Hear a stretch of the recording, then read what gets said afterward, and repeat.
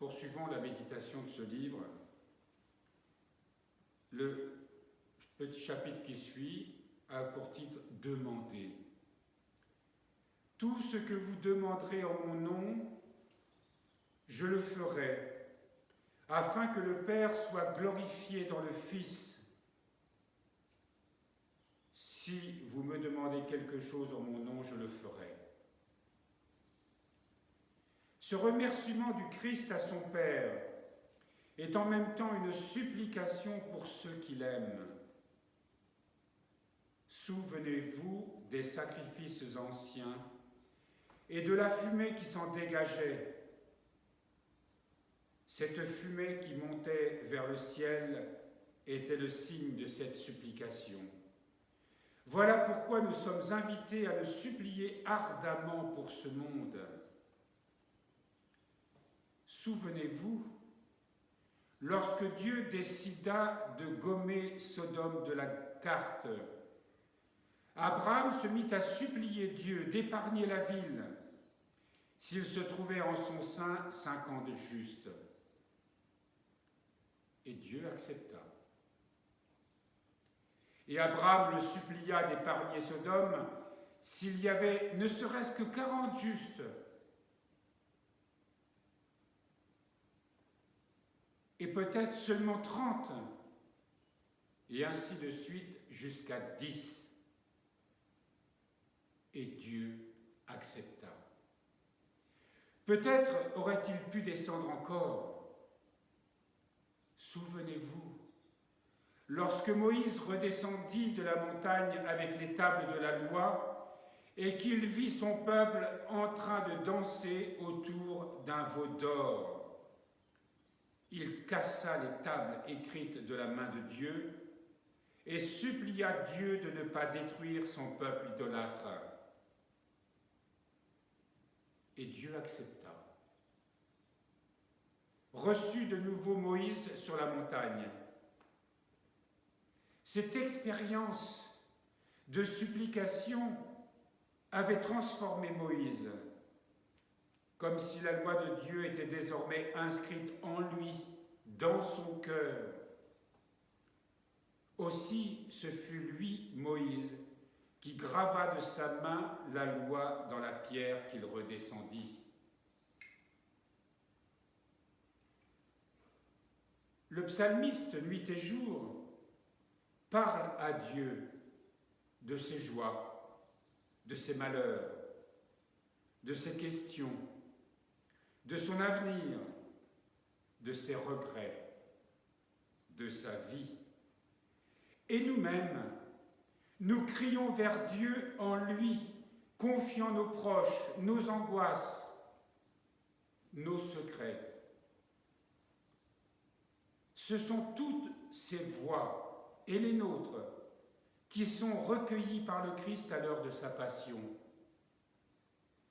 L'Épître aux Hébreux le proclame avec force. Au jour de sa chair, il présente un grand cri et des larmes, des implorations et des supplications à celui qui pouvait le sauver de la mort, dans Hébreux 5, 5e chapitre. Dans ce cri de Jésus sont recueillies toutes nos supplications. Toutes sont accueillies, toutes sont reçues par le Père. Voilà pourquoi il nous invite à demander en son nom. Pour nous, moines et moniales qui prions chaque jour à travers les différents offices qui structurent notre quotidien, voilà notre œuvre de prière. Voilà notre sacrifice d'amour. Mais nous ne prions pas seuls ou ensemble pour demander que Dieu fasse descendre sa grâce sur ce monde. Nous le faisons dans le Christ qui, à chaque instant, comme au moment où il était sur la croix, s'offrant totalement en sacrifice pour les péchés des hommes. toute sa vie était une prière de supplication. Toute sa vie était une prière à ce moment-là de demande. Et nous reproduisons à chaque instant, nous, ce sacrifice d'amour sur la croix à travers tous les offices de notre vie monastique. Et aussi, évidemment, nos prières personnelles.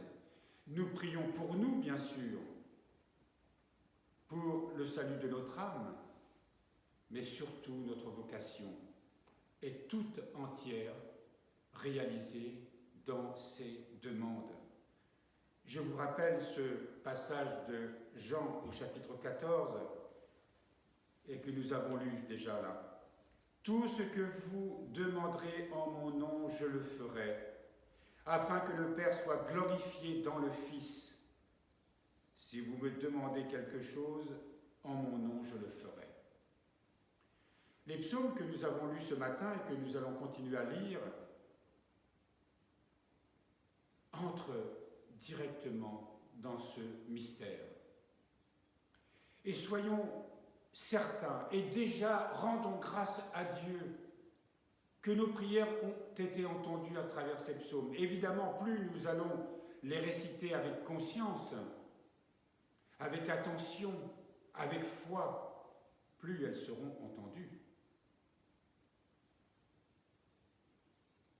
Il y a une grande différence entre un cœur qui prie et des lèvres qui prient en ayant l'esprit ailleurs.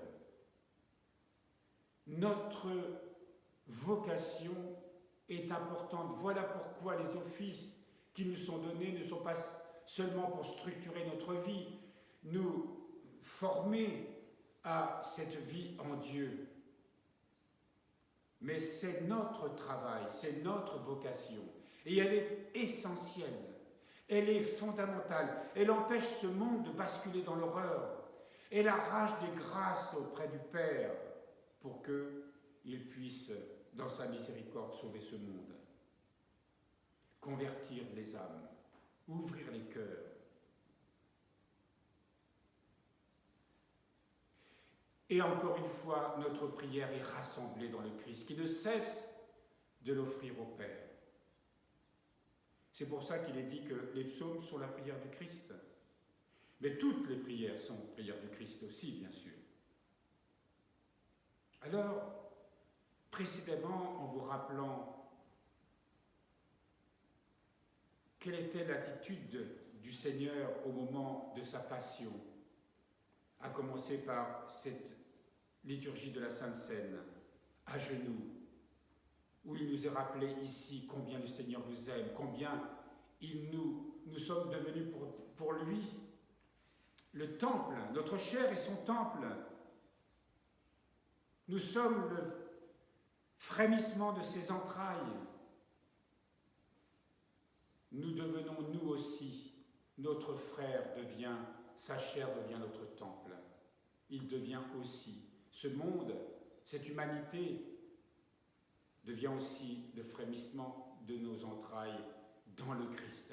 Prions pour que le Seigneur nous fasse entrer dans ce mystère, dans le mystère de son amour, et qu'il nous donne surtout cette grâce extraordinaire d'être tellement enflammés par son amour que nous puissions prier comme lui priait au moment de sa passion pour nous. Et ainsi, nous